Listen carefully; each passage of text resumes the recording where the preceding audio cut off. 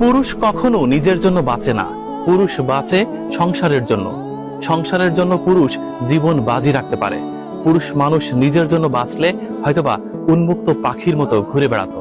চারপাশে খা খা প্রান্তর, কোথাও কোনো লোকালয় নেই। এই মাঠের মধ্যে একা একা বাস করেন সিদ্দিক ভাই।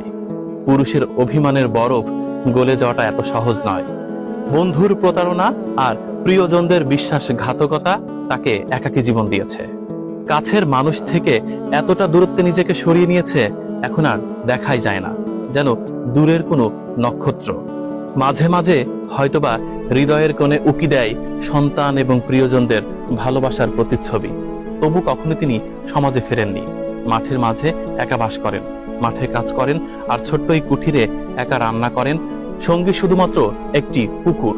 মনে পড়ছে শীর্ষেন্দু মুখোপাধ্যায়ের বিখ্যাত উপন্যাস যাও পাখি। সেখানে সোমেনের পিতা ব্রজলাল তার ডায়েরির শেষ পৃষ্ঠায় লিখেছিলেন, ভগবান ওহারা যেন সুখে থাকে। হয়তোবা সিদ্দিক ভাইও সেই প্রার্থনা করেন, সংসারের প্রিয়জনরা সুখেই যেন থাকেন।